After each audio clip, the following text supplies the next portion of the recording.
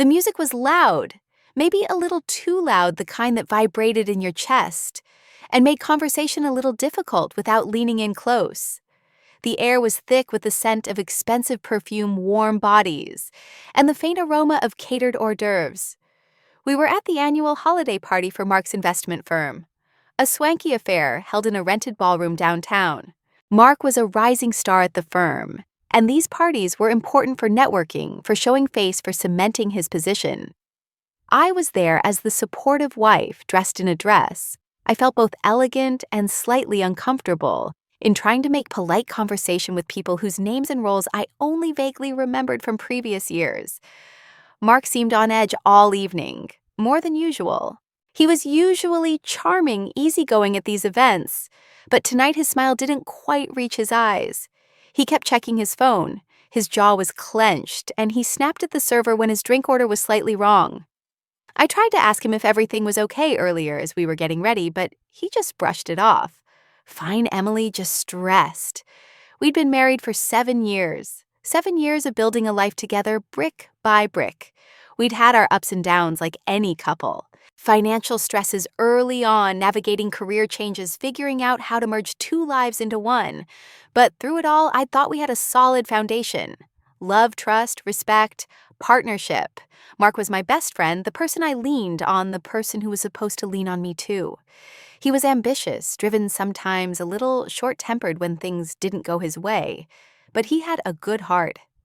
At least I'd always believed he did. The party was in full swing. Mark was talking to his boss, Mr. Henderson, a man whose approval meant everything to Mark's career trajectory. They were deep in conversation, gesturing animatedly. I was standing nearby, chatting with Susan, the wife of one of Mark's colleagues, making polite small talk about holiday plans. I didn't hear the exact exchange between Mark and Mr. Henderson, but I saw Mark's face grow redder and redder. He was clearly agitated. Mr. Henderson clapped him on the shoulder, said something I couldn't catch over the music, and walked away, his expression unreadable. Mark turned, then his face a mask of fury, his eyes wild. He wasn't looking at Susan or anyone else. He was looking at me, like I was somehow responsible for whatever had just happened with his boss. I had no idea what was going on. I hadn't said or done anything related to his conversation.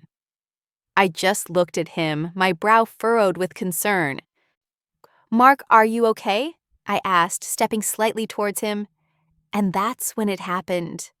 Right there, in the middle of the crowded ballroom, surrounded by his colleagues, his boss, their spouses, people who smiled at me moments before. Mark's face contorted with rage, all the tension and stress of the evening, and likely more boiling over. He pointed a finger at me, his voice loud, raw, cutting through the music for the people standing nearby. "You!" He snarled, his eyes blazing with a fury that was completely unwarranted, completely shocking. "This is unbelievable. You're such a shit." The word hung in the air. Harsh, vile, directed at me. By my husband, in front of everyone. The music suddenly seemed to fade, or perhaps my ears just couldn't process anything else. The noise of the party seemed to die down, replaced by a sudden gaping silence from the people closest to us. Their faces turned towards us, startled, shocked, embarrassed. Susan's eyes widened in horror. A couple nearby froze, their forced smiles faltering. I felt like I'd been physically struck, not by a hand, but by the brutal public humiliation of that word delivered with such venom by the man I loved, the man I trusted, the man who was supposed to cherish me. My breath caught in my throat. I couldn't speak. I couldn't move. I just stared at Mark, his face red with residual anger, which then, just for a fleeting second, softened into a flash of horror and regret, as he seemed to realize what he had just said, where he had said it, and who he had said it to. But the word was out. It had been heard. By me. By him. By them. I stood there in the middle of the suddenly silent pocket of space around us, feeling like I was freezing from the inside out. The vibrant party, the elegant room, the smiling faces. It all felt alien, unreal. All I could see was Mark's furious face, then the brief flicker of regret, and all I could hear was that word. Shit, my heart didn't just ache, it shattered. How could he say that to me? Here in front of all these people in that moment, I knew something fundamental in our marriage had just broken. A line had been crossed, a boundary obliterated, and I had no idea if it could ever be fixed. This, this was something I had never expected. The immediate aftermath was a blur of pure, agonizing awkwardness. The silence stretched for what felt like an eternity. The people nearby didn't know where to look. Mark just stood there, his face now paling slightly, his eyes wide like he was trapped in the headlights. I somehow managed to move. I forced a shaky smile that didn't reach my eyes. "Excuse me?" I mumbled to Susan, who looked utterly mortified. I turned and walked away as calmly as I could through the crowd towards the coat check. Every step felt like an act of immense effort. I could feel eyes on my back, whispers starting up like a brush fire. The humiliation was absolute. Mark didn't follow me immediately. I got my coat pulled on my hands, trembling. I remember standing by the entrance, the cold night air, a blessed relief against my hot cheeks, debating whether to just call a cab and go home alone. Then, Mark was there. His face was etched with a mixture of shame and frustration. He didn't look remorseful yet, not truly. More like he was angry at himself for losing control, perhaps. Angry at me for reacting, for leaving, for making a scene in his mind. "Emily," he said, his voice low, urgent. He reached for my arm, but I flinched away instinctively. "Don't," I said, my voice flat, empty. "Look, I'm sorry." "Okay," he muttered, glancing nervously back towards the ballroom. I shouldn't have said that. I'm under a lot of stress. "Henderson." "Not here." "Mark," I cut him off. "I couldn't do this here. Not in the lobby where anyone could overhear. Not when the word was still ringing in my ears, the faces of his colleagues still etched in my mind." I walked out into the cold night. He followed. The taxi ride home was silent, thick with tension. We were two strangers sharing a car. When we got back to the house, I went straight to the guest room, avoiding eye contact, avoiding conversation. I didn't sleep. I lay awake in the dark, replaying the scene, the music, his face, the word, the stunned silence, the burning shame. Tears streamed down my face, silent hot. Tears of hurt, of anger, of profound disappointment. This wasn't the man I married. This wasn't how partners treated each other. He didn't just say a bad word in anger. He used a vile, dehumanizing term aimed directly at me in front of his entire professional world. It felt like a deliberate act of emotional violence. Our marriage hadn't been perfect, no. There had been growing tensions over the past year. Mark's job was increasingly demanding, sucking up all his time and energy, leaving him stressed and irritable. We'd had less time for each other, communication had suffered. Small disagreements would sometimes blow up into arguments quicker than they used to. I'd felt increasingly disconnected from him, like he was carrying the weight of the world on his shoulders, but wasn't letting me share the burden. I tried to be supportive, to be understanding of his stress, but it felt like he was pushing me away. I'd felt lonely, taken for granted, but I never ever imagined he would lash out like that. Never. Especially not publicly. I remembered the good times, the easy laughter, his hand in mine, the way he used to look at me, the dreams we shared. It felt like a different lifetime. How had we gotten here? How could the man who swore to love and protect me publicly tear me down with such cruelty? The guest room felt cold and unfamiliar. I wanted to be in my own bed beside him, but the thought of being near him, of his touch, made me flinch inwardly. The bond felt broken. The trust was shattered. The next morning came gray and cold, matching the hollow ache in my chest.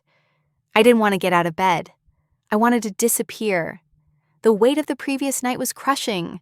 I dreaded facing him, dreaded talking about it, dreaded the inevitable awkwardness. I finally got up, put on a robe, and went downstairs needing coffee. The house was silent. I found Mark in the living room, sitting on the sofa, staring straight ahead, his hands clasped tightly together, his shoulders slumped. He was still in the clothes from last night, shirt untucked, tie loose. He looked haunted. He heard me come in. He slowly turned his head. His eyes were red-rimmed, his face pale and drawn. He looked utterly miserable. He opened his mouth to speak, but no words came out. His chin trembled. And then the dam broke. He buried his face in his hands and burst into tears. Deep, ragged sobs that shook his entire body. It wasn't just a few tears. It was a complete breakdown. The sound was raw, agonizing to hear. I froze in the doorway, holding my coffee mug. Seeing Mark, always the strong, confident one, the ambitious executive, reduced to this state of utter despair. It was jarring. Part of me, the old me, wanted to rush to him, to comfort him, to wrap my arms around him and tell him everything would be okay. But the other part, the part that heard him call me that word in front of everyone, that felt the burning shame, that part was frozen hard as ice. My feet were rooted to the floor. I watched him, a complex mix of concern for him and cold lingering pain for myself, swirling inside me. His sobs eventually subsided into shaky breaths.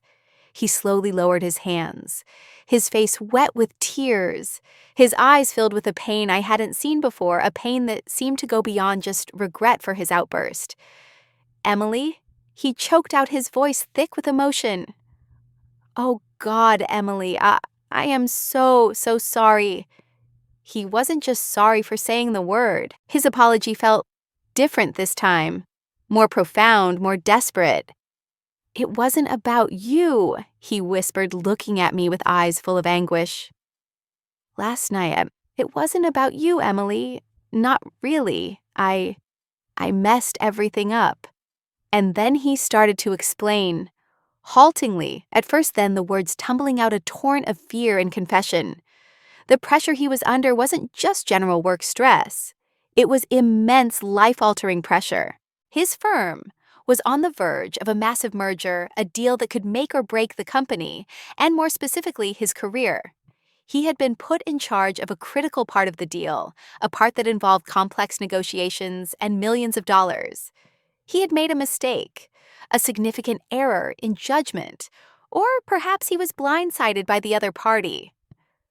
The conversation with Mr. Henderson wasn't just a check-in. Henderson had discovered Mark's mistake or a major setback in Mark's part of the deal just moments before. Mark was facing the very real possibility of losing his job, of being held responsible for a failure that could cost the firm dearly. His entire career, the future we had planned, felt like it was collapsing around him. He felt cornered, overwhelmed, a complete failure. He had worked tirelessly on this deal, sacrificed sleep, neglected our relationship, all for this. And now it was slipping away due to his error. He felt exposed, terrified. And in that moment, seeing me, his wife may be thinking he saw judgment or disappointment in my eyes, though it was only concern, or perhaps just needing to lash out at someone because he couldn't lash out at his boss or himself. He exploded. I was the safest target, the person closest to him, the one he knew wouldn't hit back. I saw it all ending, Emily. He choked out tears, starting again. The job, our future, everything we worked for. Henderson's face. He looked so disappointed. And then I looked at you, and I just snapped. It was directed at the situation, at myself, at my failure, and it came out at you. I'm so sorry. That word. God, that word. I didn't mean you were that, Emily. I felt like I was. Like I had ruined everything, like I was a piece of garbage, and I threw it at you. His breakdown wasn't just regret for calling me that name in public. It was a release of months of crushing pressure, of fear of feeling like a failure, all culminating in that single terrible moment of verbal abuse aimed at the person he loved most, precisely because she was the only one who could witness his complete breakdown without professional consequence. Seeing Mark like that, stripped bare emotionally, his face a roadmap of fear and regret. It was jarring. He's always been the strong one, the confident one, the one who handled pressure with a stiff upper lip. Now he was just broken, vulnerable. Part of me, the part that still remembered the man I fell in love with, the man who held my hand through tough times, wanted to rush to him, to comfort him, to tell him it would be okay. I saw his pain, his fear, his genuine remorse in that moment. It was real. His confession about the pressure he was under, the fear of losing everything, explained his actions, gave them a horrifying context. But the other part, the part that heard him call me that word, the part that felt the burning shame of being publicly humiliated, the part that knew the cold isolation of that guest room, that part was frozen hard as ice. His pain was real. Yes, I could see and hear that. But my pain was real too. Did his pressure, his fear of failure, justify his cruelty? Did his breakdown excuse him lashing out at me, the person who was supposed to be his partner? His refuge? I didn't know. Understanding why he did it didn't magically erase the hurt that he did it. It didn't erase the looks on people's faces, the feeling of being violated by the person I trusted most. His pain was a flood, but my pain was a deep, still lake frozen over, and I didn't know if his tears of regret could melt it. He was seeking solace, seeking forgiveness, seeking to be comforted because he was hurting. But he had forgotten that he was the one who inflicted the wound. He was finally facing the consequences of his actions, the potential loss not just of his career, but of his marriage of me. And that fear, that realization of what he might lose because of his own inability to handle stress, was terrifying him. The conversation was agonizingly difficult. Mark, still tearful, poured out the full extent of his work crisis, his fears for our future, his deep shame for his outburst. He kept repeating how sorry he was, how he didn't mean it, how he didn't know why he said that word, that awful word. I listened, quietly. I needed him to get it all out. I needed him to fully explain the pressure, the context. And I needed him to see that I wasn't just immediately accepting his apology because he cried and explained himself. He finished looking at me, his eyes pleading for forgiveness, for understanding. I finally spoke. My voice was quiet, steady, completely devoid of the anger or tears he might have expected. "I hear you, Mark," I said. "I hear that you're under immense pressure. I hear that you're scared about your job, about our future. And I see that you are genuinely upset about what you said." I paused, letting my words sink in. "But hearing why you did it doesn't magically erase that you did it." His face fell. "You called me a shit, Mark." I continued, my voice gaining a quiet strength. "In front of your boss, in front of your colleagues, in front of strangers. That word, it's not just a swear word. It's dehumanizing. It's vile. And you aimed it at me, the person you supposedly love, the person who is supposed to be your partner, your refuge." I saw him wince at my words. He tried to interrupt, to apologize again. "Let me finish," I said firmly. "You said it wasn't about me. But it was, Mark. It was about your inability to handle pressure without lashing out at the person closest to you. It was about your inability to communicate your fear and stress to me before it boiled over like that. It was about your choice in a moment of crisis to tear me down publicly instead of leaning on me privately. Your pain is real, Mark." I said, my voice softening slightly, showing that I saw him, that I had empathy for the pressure he was under. Your fears are real. But that doesn't give you the right to treat me like dirt. Not in private, and especially not in front of everyone. I looked into his eyes, seeing the man I loved buried beneath the layers of stress and recent cruelty. That word, Mark, I said, bringing in twist too, revealing a deeper layer of my pain. Calling me that. It didn't just hurt in the moment. It hit a raw nerve. It brought back things. Times when I felt worthless, when other people's words made me feel small, like I wasn't good enough. And hearing you, the one person I trusted most, use a word like that about me publicly. It felt like you were confirming all my worst fears about myself. Like you saw me that way too. Like you were joining the voices that ever told me I wasn't enough. That cut deeper than anything you could imagine. His eyes widened, realizing the layers of hurt his words had caused, hurt he hadn't intended, but had inflicted nonetheless. "And your apology?" I continued laying out my terms, delivering Twist two's real impact, the demand for change. Your tears of regret are important, Mark. They show you understand you messed up, but they don't fix it. They don't erase the memory of last night. They don't rebuild the trust you shattered. An apology is just words. I need more than words. My voice was firm, defining the new reality of our relationship. I need you to take responsibility not just for saying the word, but for why you said it, for the pressure building up, for the lashing out, for the public disrespect. This isn't just about saying you're sorry for a bad word. This is about fixing a fundamental problem in how you handle stress and how you treat your partner when you're hurting.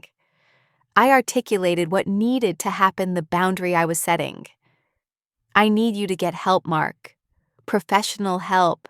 To learn how to manage this stress, this anger, this fear, without breaking down and attacking the people you love.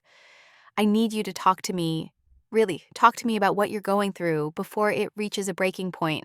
And I need you to work every single day to rebuild the trust and respect you broke last night, not just with words, but with consistent actions. I looked at him, making sure he understood the gravity of the situation. This isn't a small bump in the road, Mark. You damaged something important between us. You humiliated me in a way I've never been humiliated before.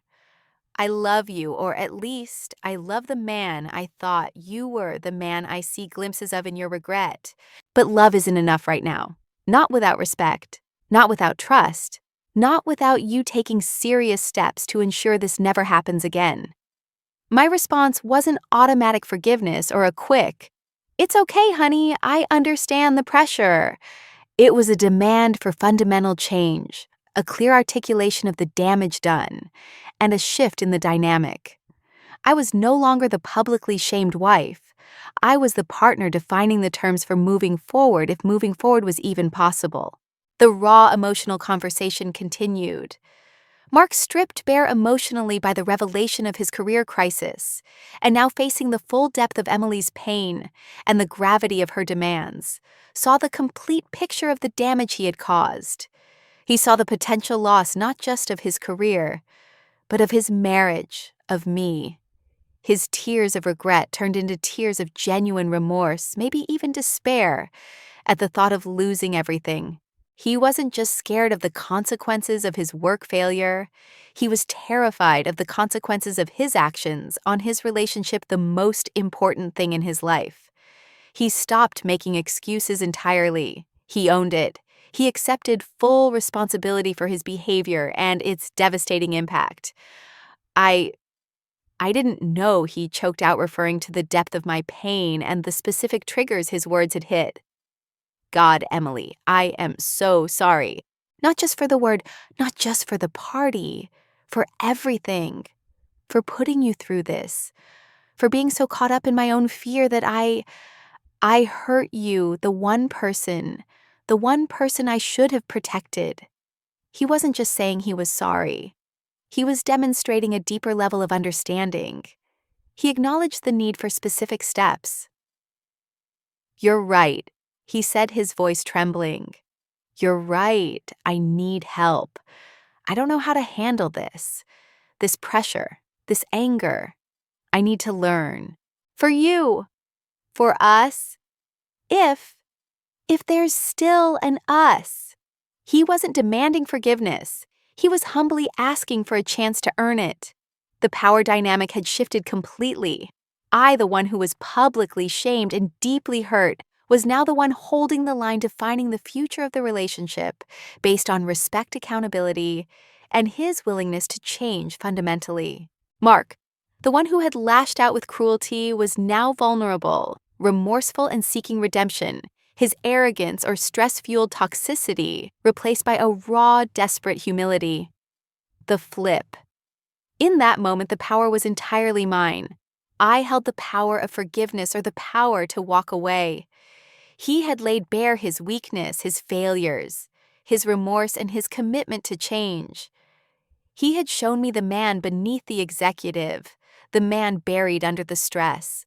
It was up to me to decide if that man was still worth fighting for, if the foundation of our marriage, though shattered, could be rebuilt.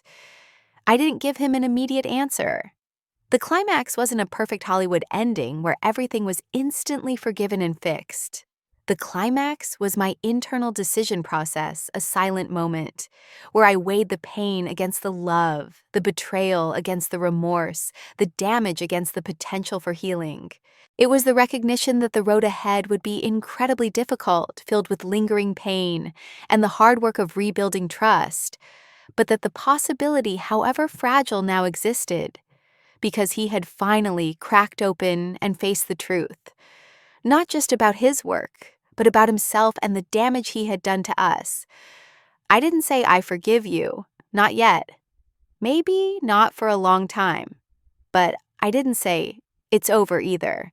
I reached out my hand not to comfort him, but to signal a shared difficult path forward. I touched his arm gently. "It's going to be hard, Mark," I said, my voice quiet. "Very hard. The damage is real. The trust is broken." I looked at him, meeting his gaze, seeing the hope flicker in his tearful eyes. "You have a lot of work to do. On yourself. For us." That was my decision point. Not an answer, but an acknowledgement that the question of us was still on the table. The hard work of recovery was about to begin. The story didn't end with violins and a sunset. It ended with the difficult first steps on a long, uncertain road. Mark immediately began therapy focusing on stress management, anger control, and identifying the root causes of his lashing out. He faced the consequences of his work crisis head-on, communicating honestly with his firm, though the specifics of that were his journey. He worked every single day to be present, to communicate openly with me, to demonstrate with consistent actions that he was committed to change and rebuilding trust. My own healing was slow. The memory of that night, of that word, of the public humiliation lingered. It required time, patience, and my own process of coming to terms with the pain and deciding if forgiveness in its truest sense was possible down the line. I didn't magically forget, but I tried to focus on the Mark who broke down that morning, the Mark who was trying to fix himself, rather than the one who lashed out that night. Our marriage is fundamentally changed. It's possibly stronger now, paradoxically, because we were forced to confront deep-seated issues. His inability to handle stress, our communication breakdowns, my tendency to quietly endure until things broke. We had to strip away the facade and rebuild something more honest. But it is also forever marked by that night, by the knowledge of how fragile trust can be and how deeply words can wound. The public humiliation can't be erased, but our private path forward is now defined by honesty, vulnerability from him, and immense effort from both of us. I reclaim my dignity and my voice. I refuse to accept the abuse or the quick fix apology. I forced the truth about his pressure and my pain into the open, and demanded accountability not just for his actions, but for the underlying issues that led to them. I am no longer just the wife in the background. I am a partner demanding respect and active participation in the health of our relationship. Mark faced his demons, his fears of failure, his destructive coping mechanisms, the potential loss of his marriage. He embarked on a long road of personal growth. The experience taught me the devastating power of unmanaged stress and unresolved issues within a relationship. It taught me the absolute necessity of open, honest communication, even about the most difficult things. It reinforced that love, while essential, is not always enough. It must be built on a foundation of unwavering respect and trust. And it taught me the immense strength it takes to stand up for yourself, to draw a line even with the person you love most, and the possibility but not guarantee of redemption and deeper connection that can emerge from facing profound hurt and demanding accountability. It was a night that broke us, but the morning after offered a fragile hope that with immense effort, we might be able to rebuild something stronger from the pieces. Looking back, the path forward is daunting, the scars remain. But the truth is out, and the work has begun. Considering the depth of Mark's stress, the extremity of his outburst, the genuine nature of his breakdown and expressed remorse, and the fact that he committed to seeking professional help and working on the relationship, if you were me, having lived through that public humiliation, and felt that deep betrayal and seeing his raw remorse and commitment to change, would you ultimately stay and try to fix the marriage with Mark, given the hard work required? Or is the damage too severe, especially the public aspect, making leaving the healthier choice for your own healing and future A? Ultimately, stay and commit to the difficult work of rebuilding the marriage, believing in the potential for change and redemption. B. Accept that the damage, particularly the public humiliation and the depth of the verbal abuse, is irreparable, and choose to leave for your own well-being. What do you think I should do?